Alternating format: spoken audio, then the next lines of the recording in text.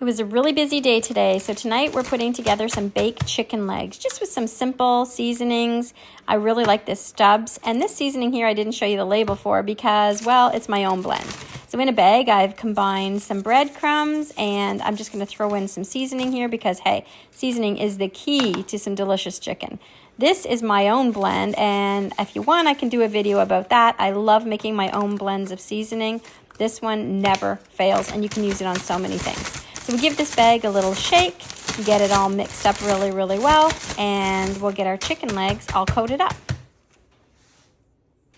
Now, I don't know about you, but I do like to wash my chicken legs off. Some people don't, some people do. There's a lot of debate about it. I give mine a quick rinse off, give them a shake in the bag here. When I was a kid, we had what was called shake and bake. I think it's still around, but I make my own shake and bake. It's cheap and easy compared to the stuff you buy in the store, and I know what's in it. So we're going to lay these out on a parchment-lined baking sheet, and they're all packed in there really good. And we're going to get these in the oven and get them cooking. I bake these in a 425-degree oven.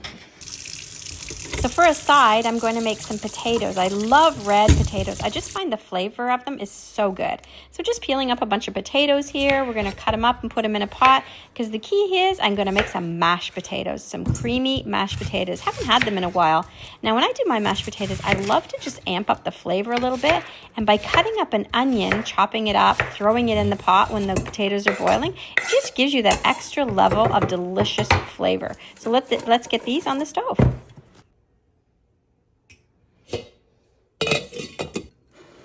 Keeping our side super simple with some corn and some green beans. When I grew up, we always set the table for a meal, no matter how big or small it was. And you know, it's something I still enjoy today, preparing that table to sit down and have a nice meal with.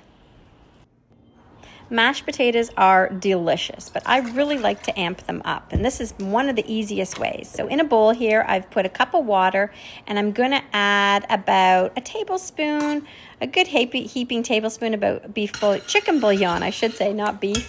And I just find mashed potatoes you can do so much with. Now, I'm not using fresh garlic. I'm using garlic, I know, but I'm going to use a heaping tablespoon of garlic here. We're going to add that to the water and the bouillon in a little saucepan. And this is just an easy way of making your potatoes that much better. So we've added about 2 tablespoons of butter to this, and I'm going to get it on the stove and get it going. I let this simmer away on the stovetop while the potatoes are boiling, and then we're going to add it to the mashed potatoes when we make them. Got to drain those potatoes really, really well and never, ever rinse your potatoes. I prefer the hand masher to the mixer. I just find it makes a better texture. So to that garlic mixture we simmered on the stovetop, I'm going to add about a half a cup to a cup of milk.